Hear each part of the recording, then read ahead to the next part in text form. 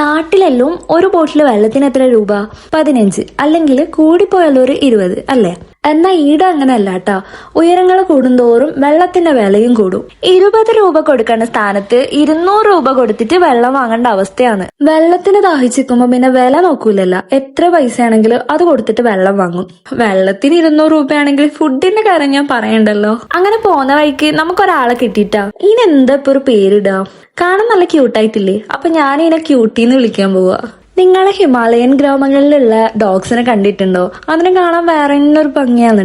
അങ്ങനെ കുറെ സമയം ക്യൂട്ടീനെയും കളിപ്പിച്ചിട്ട് പിന്നെ വീണ്ടും നമ്മളെ നടത്തം സ്റ്റാർട്ട് ചെയ്തിട്ടുണ്ട്. ഇതിനോട് ബൈ ബൈ പറഞ്ഞു പോകുമ്പോ എന്റെ മനസ്സിൽ ചെറിയൊരു വിഷമം ഉണ്ടായിരുന്നു. ഈ ക്യൂട്ടീനെ അടുത്തങ്ങ് വീട്ടിൽ പോയാലോ എന്ന് വരെ ആലോചിച്ചിന്. എന്റെ മനസ്സിൽ ഇപ്പൊ എന്താണെന്നറിയോ?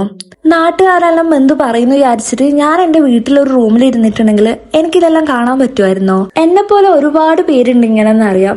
ട്രാവലിംഗ് ചെയ്യാൻ വേണ്ടിയിട്ട് ഒരുപാട് ആഗ്രഹം ഉണ്ടായിട്ടും ചില സാഹചര്യങ്ങൾ കൊണ്ട് മാത്രം പോകാൻ പറ്റാത്തവർ. എനിക്ക് അവരോടൊക്കെ ഒന്നേ പറയാനുള്ളൂ, ഇതെല്ലാം ദൈവം സൃഷ്ടിച്ചു വെച്ചിട്ടുള്ളത് നമുക്ക് കാണാൻ വേണ്ടിയിട്ടാണ് കേട്ടോ. അപ്പൊ വീട്ടിലിരുന്നിട്ടുണ്ടെങ്കിൽ ഇതൊന്നും കാണാൻ പറ്റില്ലല്ലോ. അപ്പൊ ഇന്നത്തെ വീഡിയോ ഇത്രയേ ഉള്ളൂ. ബാക്കി വിശേഷങ്ങളായി നെക്സ്റ്റ് വീഡിയോയിൽ കാണാം. ബൈ.